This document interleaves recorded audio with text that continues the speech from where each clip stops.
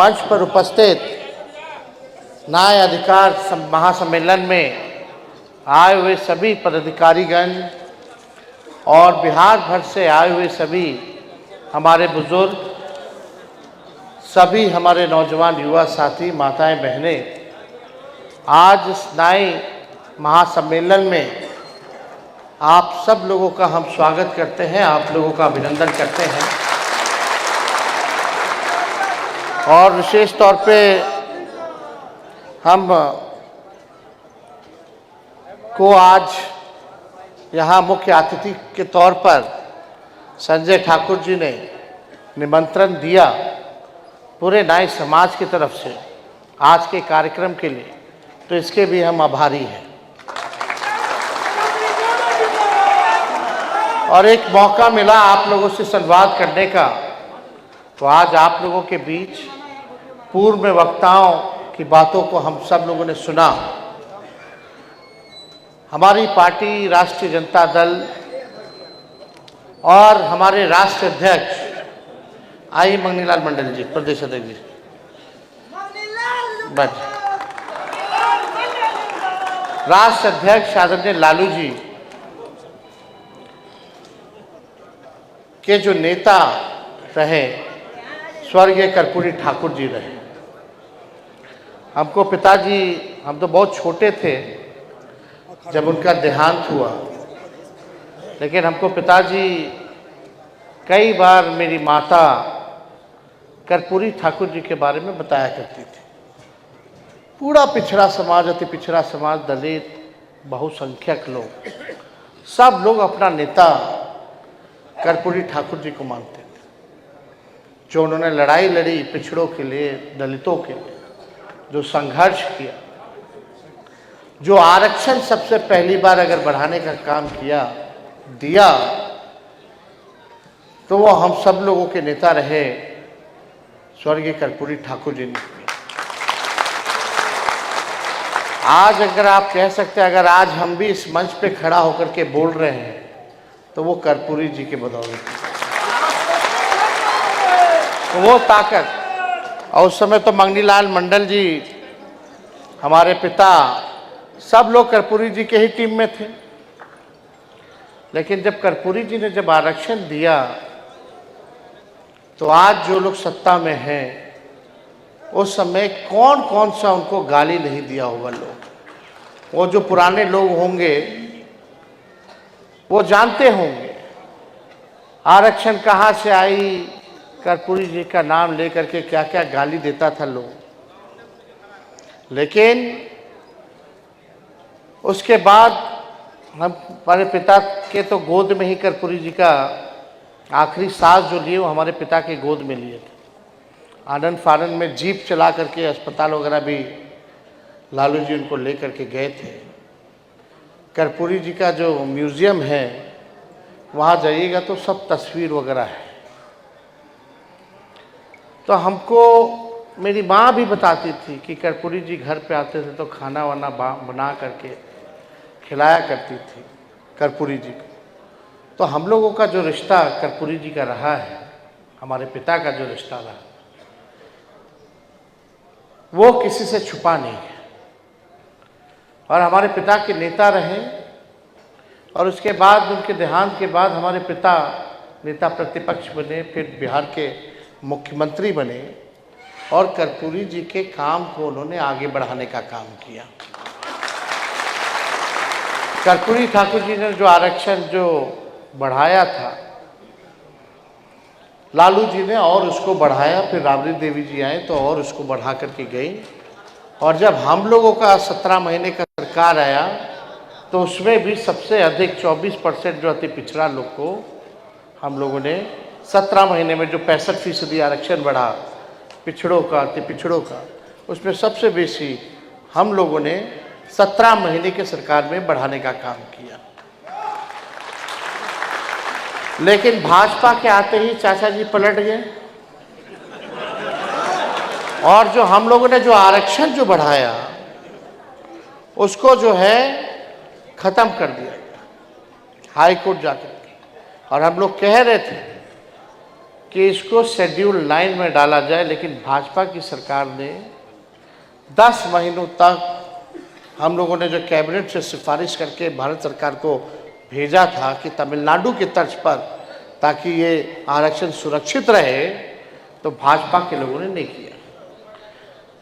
वही लोग जो कर्पूरी ठाकुर जी को गाली देते थे, आज कर्पूरी जी की ताकत को देखिए कि वही लोग आज भारत रत्न देने को मजबूर हुए हैं। और सबसे पहले प्रधानमंत्री जी आए थे विधानसभा में, कार्यक्रम में, शताब्दी वर्ष में विधानसभा के, तो सबसे पहले हमने मंच से कर्पूरी ठाकुर जी की भारत रत्न की मांग की थी। पहले से लोग मांग करते रहे, लेकिन नरेंद्र मोदी जी के सामने, प्रधानमंत्री जी के सामने सबसे पहली बार हमने इस बात को मंच पर रखने का काम किया था। आज उनको देना पड़ा है, लेकिन देना पड़ा है तो इसमें बड़ी साजिश है। ये लोग चाहते नहीं, सब चीज तो प्राइवेटाइज कर दिया। जहां भी नौकरी मिलने की संभावना सरकारी थी, जो भी सरकारी संस्थाओं में थी, जब प्राइवेट हो गया तो आरक्षण वहां लागू होगा ही नहीं।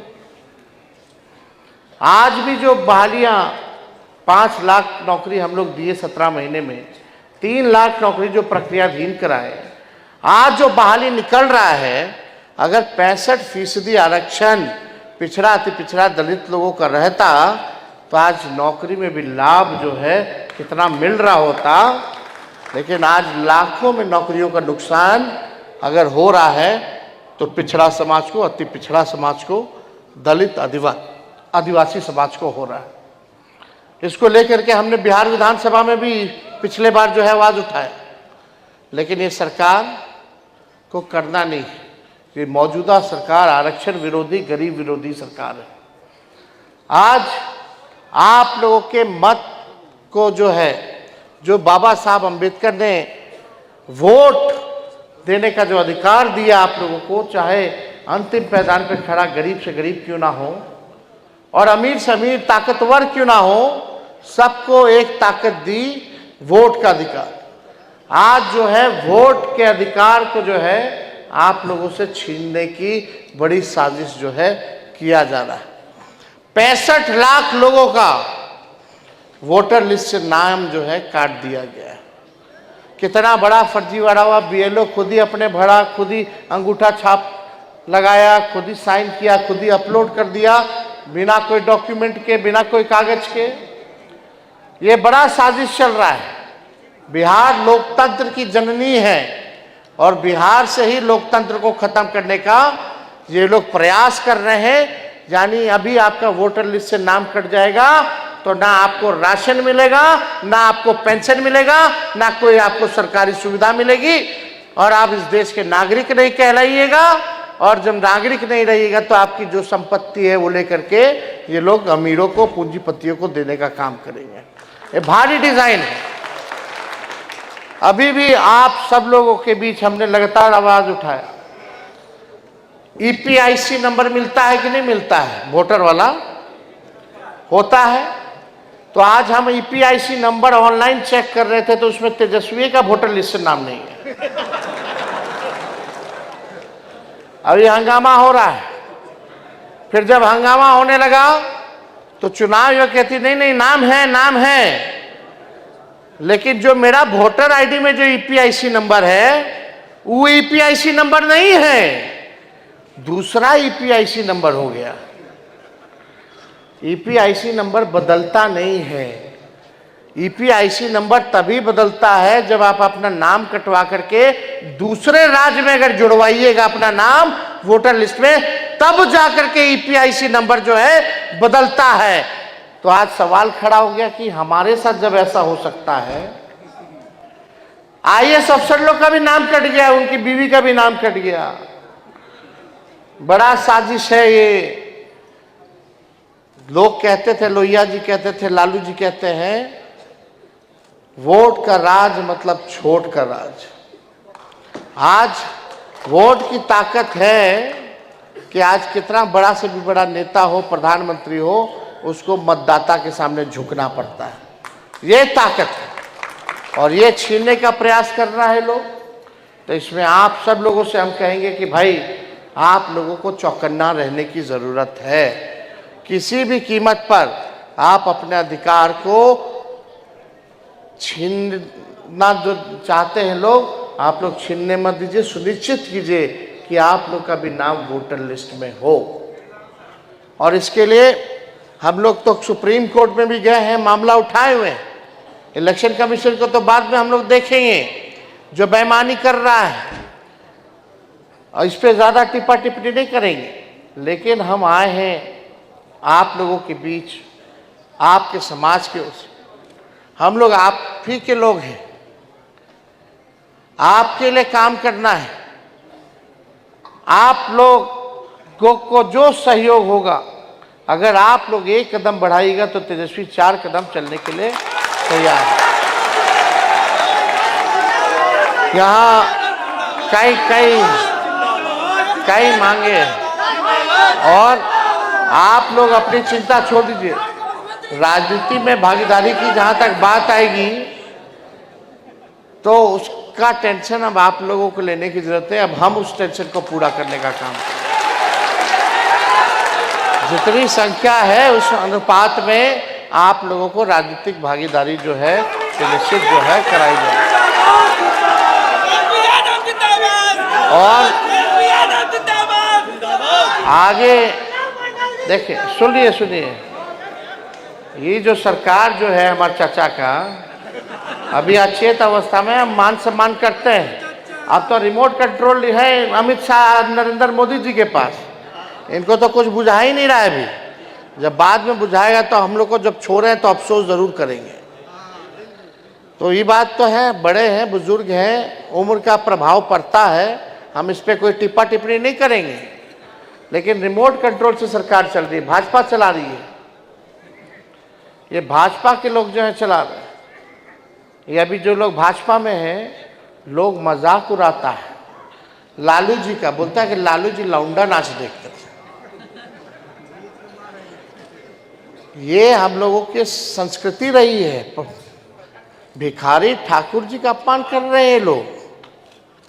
और इसी संस्कृति को, सभ्यता को लालू जी ने, गांव देहात में पहले इंटरटेनमेंट में ये ना चलता था। और शेक्सपियर है तो भोजपुरी के, तो हाउस में जब सवाल पूछा गया तो सब लोग चुप हो गया। हम बोले देखो भिखारी ठाकुर जी को अपमान कर रहे हो। इतने बड़े व्यक्ति जिनका नाम देश दुनिया में जाना गया, और जो लोग बोल रहा है कि लालू जी लौंडा नाच देखते थे, तो पीछे बैठ के तलिया के मारता था। कौन लोग थे? तो खैर छोड़िए, सब लोग आप लोग तो जनबे ना करते हैं, किसी से कुछ छुपा है तो इस पे हम ज्यादा टिप्पा टिप्पणी भांडाफोड़ी लोग का नहीं करना चाहते। लेकिन ये सरकार जो है नकलची सरकार है। तेजस्वी बोला कि 1500 रुपया पेंशन बढ़ाएंगे तो बोलता है सरकारी 1100 हम कर देंगे। हम बोले 200 यूनिट फ्री में बिजली देंगे तो सरकार बोलता है 125 यूनिट फ्री में हम बिजली देंगे। हम बोले युवा आयोग बनाएंगे तो वो बोलता हम भी युवा आयोग बनाएंगे। हम बोले हैं माई बहन मान योजना लाएंगे, हर महीने गरीब महिला बहनों माताओं के खाते में 2500 रुपया प्रति माह डालेंगे। देखिएगा आने वाले समय में इसका भी नकल कर लेगा लोग। अपना इन लोगों के पास कुछ नहीं। हमने नौकरी दिया 5 लाख, 10 में बोलते थे, 20 में बोलते थे ना कि 10 लाख नौकरी देंगे, लेकिन 17 महीने उप मुख्यमंत्री होकर के 5 लाख नौकरी हम लोग दिए बिना पेपर लीक हुए। हम लोगों ने जो कहा वो किया। जाति आधारित गणना कराई, आरक्षण बढ़ाया, IT policy, tourism policy, sports policy बनाया, 50,000 करोड़ का निवेश एमओयू साइन कराने का काम किए। 700 डॉक्टर को बर्खास्त किए एक साथ, जो बेईमान थे, जो आते नहीं थे अस्पताल, रंगाई पोताई सब काम हम लोग शुरू करवाए हुए थे। 200 दवा जहां मुफ्त मिलता था उसको 600 हम करने का काम किए, 600 दवा। तो काम तो जो हुआ हम लोगों ने 17 महीने में किया। तेजस्वी की उम्र भले ही कच्ची हो सकती है, लेकिन जुबान पक्की है। और यहाँ मोदी जी को देख लीजिए, बोलते रहा गया कि चीनी मिल चालू कराएंगे। अब तक 11 साल हो गया प्रधानमंत्री हुए, एक को चीनी मिल नहीं चालू करा पाए। लेकिन तेजस्वी 17 महीने उप मुख्यमंत्री था तो रीगा सीतामढ़ी का चीनी मिल चालू कराने का काम किया। हम लोग तो काम कर रहे हैं और हम लोग नए सोच के नया बिहार बनाना है। अब कितना दिन तक जो है 20 साल से इन लोगों को मौका दे दिया, अब कितना दीजिएगा? जब बदलाव का समय है, खेत में भी अगर एक ब्रांड का बीज रोपिएगा खेत में 20 साल तक तो बंजर हो जाएगा, फसल भी अच्छी नहीं आएगी। अब समय है खेत में नए ब्रांड का बीज रोपने का, ताकि फसल भी अच्छा हो और आने वाले नस्लों का भविष्य भी बेहतर हो। खटारा सरकार है, गोली चल रहा है, रेप हो रहा है, भ्रष्टाचार हो रहा है। थाना ब्लॉक चले जाइए, बिना घूस दिए हुए कोई काम हो रहा तो बता दीजिए। लोग पलायन कर रहा है, सबसे ज्यादा गरीब बिहार पूरे देश में, सबसे ज्यादा बेरोजगारी बिहार में, सबसे ज्यादा पलायन यहाँ। शिक्षा चिकित्सा के मामले में सबसे फिसड्डी। आप देखिएगा, ना कारखाना खुला, ना चीनी मिल खुला, ना इंडस्ट्री आया, ना आईटी की व्यवस्था कराई गई। अभी भी पढ़ाई के लिए लोग बाहर जा रहे हैं, अभी भी दवाई के लिए लोग बाहर जा रहे हैं और कमाई के लिए लोग बाहर जा रहे हैं। कोई आप लोगों के लिए 20 साल तक इन लोगों ने व्यवस्था नहीं कराई। हम बस चाहते हैं कि हमको सबको साथ लेके चलना है, 14 करोड़ बिहारियों को साथ लेकर के चलना है। और मेरा मानना है जब तक गरीबी नहीं हटेगी, जब तक बेरोजगारी नहीं हटेगी, तब तक गरीबी नहीं हटेगी। रोजगार मिलेगा, लोग आत्मनिर्भर रहेंगे। हम लोगों ने सरकारी नौकरी तो दिया, रोजगार के भी कई अवसर हम लोग दिलाने का काम करें, ताकि लोगों को बाहर ना जाना पड़े। एक अलग से सिटी बना दिया जाएगा पढ़ाई लिखाई के लिए, ताकि पूरा लोग को कोटा ना भेजना पड़े, बाहर ना भेजना पड़े। ऐसी व्यवस्था हम लोग कराएंगे। अब ज़्यादा हम बोल दिए, इतना ही लोग नकल कर लिया मेरा, क्या बोले जब नोटिफिकेशन हो जाएगा तब हम बताएंगे हम क्या करेंगे। अभी हम 2-3% नहीं बोले, अभी अच्छा परमाणु बम सब रखा हुआ है। लेकिन अभी बोल देंगे तो फिर ये लोग फिर नकल कर लेगा, बोलेगा कि देखो हम ना किए, तो रस्तवा क्या दिखा रहा है। और जब हम बोले थे कि सरकार को नाक रगड़वा करके भी ये काम करवाना पड़ेगा तो तेजस्वी करवाएगा, आज उस सरकार को काम करना पड़ रहा है जो तेजस्वी कह रहा है। तो हम लोग कई मांगे आप लोगों की है, केस कला बोर्ड का गठन हो। अभी हम बोल देते हैं कि भाई हम आएंगे तो निश्चित रूप से ही होगा।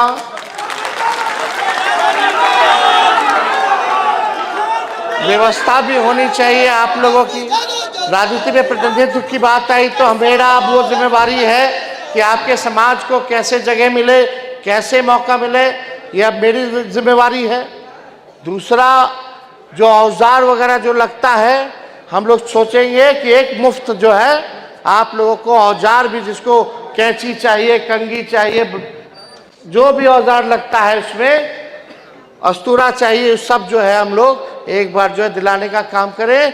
और बस स्टैंड हो, रेलवे स्टेशन हो, एक दुकान की भी व्यवस्था आप लोगों से अलग से हो सके, ताकि आप लोग जो है इसको लेकर के काम किया जाए। तो ये सारा काम अब आप छोड़ दीजिए तेजस्वी पर, कैसे करना है, कैसे होगा अब हम करके दिखाएंगे।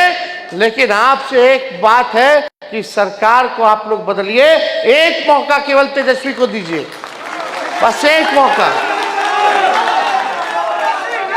तो आप सब लोग इतनी बड़ी संख्या में यहाँ आए हैं, आप सब लोगों का हम दिल से धन्यवाद देते हैं।